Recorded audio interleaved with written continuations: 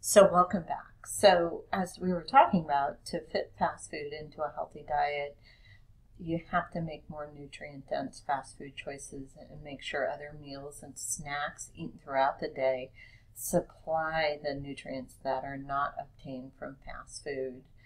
I know that many fast food franchises now offer fruit, salad, yogurt, and low-fat milk, and some of the old standbys are not bad choices. A plain single patty hamburger provides a lot less fat and energy than one with two patties and cheese. A chicken sandwich can be a healthy choice if it's grilled or barbecued, not breaded and fried. What about vegetarian diets for this population? It's not uncommon for teens to decide to consume a vegetarian diet, even though the rest of the family does not. Some give up meat for health reasons or to lose weight, while others give up meat because they're concerned about animals and the environment. A vegetarian diet can be a healthy choice when it's carefully planned to meet the nutrient needs, not just to eliminate meat. A poorly planned vegetarian diet will be no healthier than any other poorly planned diet. So adequate protein is generally not a problem, but meatless diets can be low in iron and zinc. And teenagers eating a vegan diet may also be at risk for B12 deficiency and inadequate calcium and vitamin D intake. So we generally think of vegetarian diets as being low in fat and calories, but one that is based on high-fat dairy products can be high in saturated fat, cholesterol, and calories. So the vegetarian meal on the left is high in saturated fat, cholesterol, and added sugar. In contrast, the whole grain pita stuffed with chickpeas, corn, spinach, and tomatoes served with reduced fat milk, shown on the right, is low in saturated fat, cholesterol, and added sugar, and it's high in fiber and a good source of calcium and iron. What about any special concerns for teens? Peer pressure to fit in and concerns about physical appearance probably have a greater impact on behavior during adolescence than at any other time in life. And many girls want to lose weight even if they're not overweight, and boys want to gain weight in order to achieve a strong muscular appearance. Eating disorders, as discussed in Chapter 9, excessive concerns about weight, low self-esteem, and poor body image are common during the teenage years, and they contribute to the development of eating disorders. These disorders can be fatal, but even in less severe cases, the nutritional consequences of an eating disorder can affect growth and development during adolescence and have a lifelong impact on bone health. What about the impact of athletics? Well, participation in competitive sports may affect adolescent nutrient needs and eating patterns. And like adults, athletes, teen athletes require more water and energy than do their less active peers. And individuals involved in sports, such as football, that may require the athlete to be large and heavy, usually do not have trouble eating enough to meet the additional energy needs. But they may be tempted to experiment with anabolic steroids or other ergogenic supplements in an effort to bulk up. And as a result, this can compromise their health. And I know we discussed in Chapter 10, steroids can stunt growth in adolescence as well as lead to sexual and reproductive disorders, heart disease, liver damage, acne, and aggressive and violent behaviors. As well, teens participating in gymnastics and wrestling may restrict their food and intake in order to stay light and lean, and weight restriction at this stage of life may affect nutritional status and maturation and increase the risk of developing an eating disorder. In female athletes, the combination of hard training and weight restriction can lead to the female athlete triad disorder, and we talked about that in Chapter 10. Smoking in adolescence. Well, tobacco use increases the risk of cardiovascular disease and lung cancer. And smoking can limit appetite, and many teens start smoking in order to control their weight and are afraid to quit because they fear they'll gain weight if they do. Smoking has an impact on nutrient intake. Studies in smokers found that they eat more saturated fats, less fruits and vegetables than do non-smokers, and this puts them at increased risk of developing heart disease and cancer. Alcohol use, binge drinking. So alcohol is a drug and has short-term effects that occur soon after ingestion and long-term health consequences that we know are associated with overuse. And we know that it's illegal to sell alcohol to adolescents, but they're commonly available to teens at social gatherings, and peer pressure to consume them strong.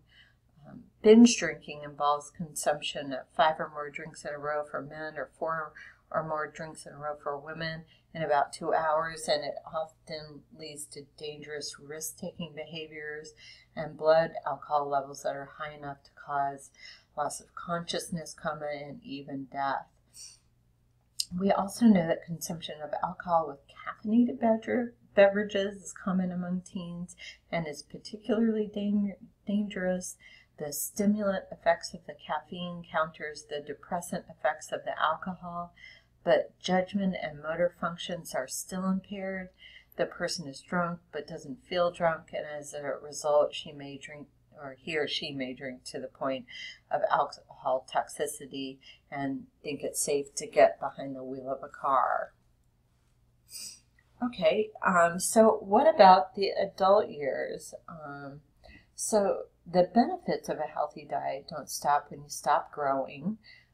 We know that good nutrition throughout the adult years can keep us healthy and active into our 80s and beyond. In the U.S., life expectancy is 77.9 years, and healthy life expectancy is about 70 years on average. Usually the last 8 years are restricted by disease and disability. So the goals of successful aging are to increase life expectancy and to live a healthy life. And that's important for individuals, family members, and insurance and public health programs, because we know that a healthy diet can delay the onset of chronic diseases. So here's a picture and a graph on the left talking about the population of 65 years of age and older. By 2040, this percentage is expected to go quite high at about 21%. And it's one of the fastest growing age groups, and they'll have more activity limitations and chronic conditions and require more public health dollars and services than do younger people.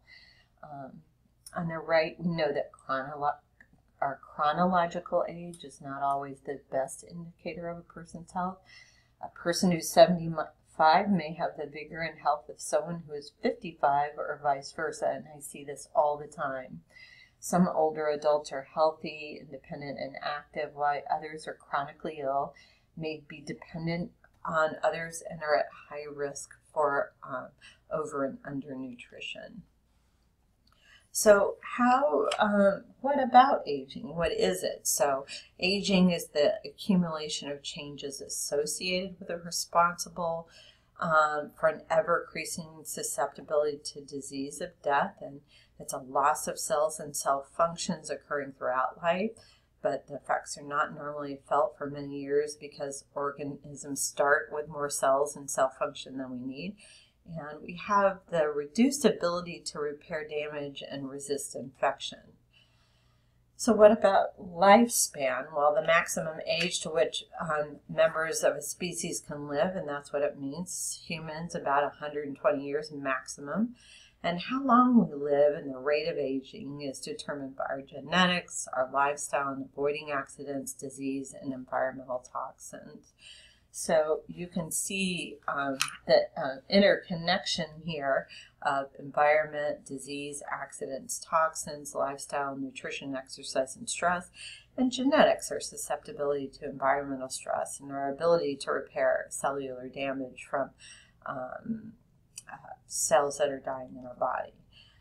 So what are the recommendations for adult groups, young adults? They have DRIs for young adults, middle-aged adulthood, and older adultshood. Calories, we know as we get older, we need less calories. And I think, that's a big issue right now, is everyone wants to eat like they did when they were in their 20s. That they get in their 30s and their 40s and 50s and beyond, and they're still eating like they did when they were young. But what's happened is their basal metabolic rate and their activity level has decreased. We know most of our nutrients don't change, our needs for vitamins and minerals. So it's important that we eat less calories, and those calories are very nutrient dense. Here's a graph just showing percent of fat and muscle, and we know that over the years, with each decade or two, we lose lean body mass and we gain more body fat mass, and that's just the process of aging.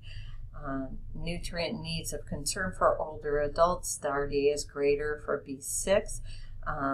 Because they have higher intakes needed to maintain the same function.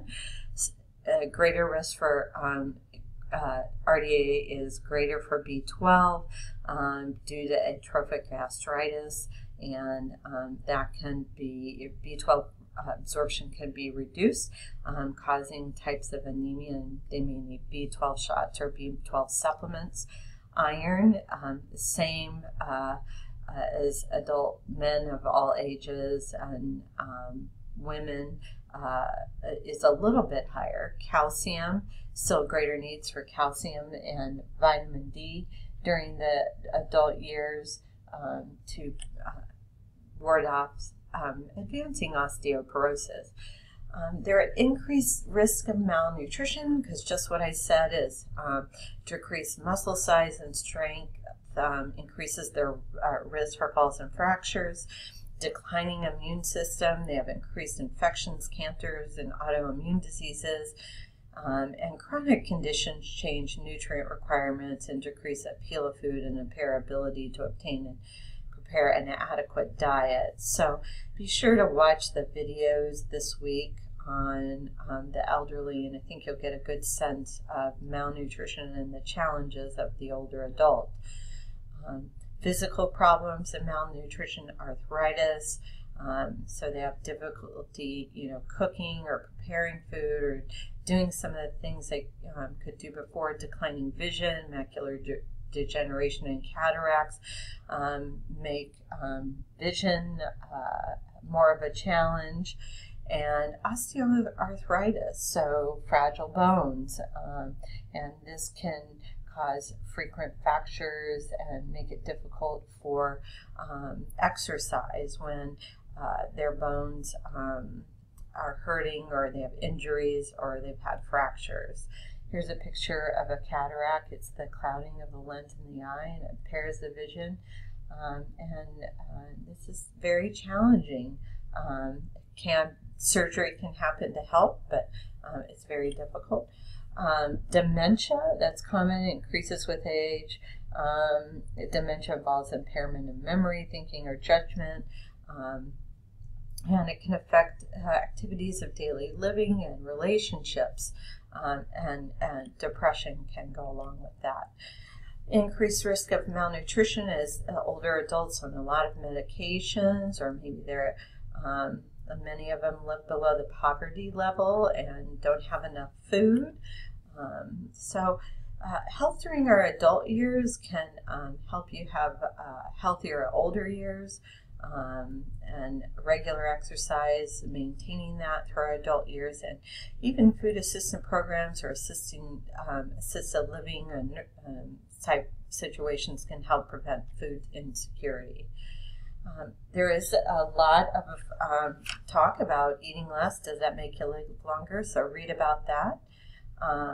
There are some screenings for older adults, the Determine checklist, and a MyPlate for older adults. So read the rest on keeping healthy and physically active and the economics and limitations.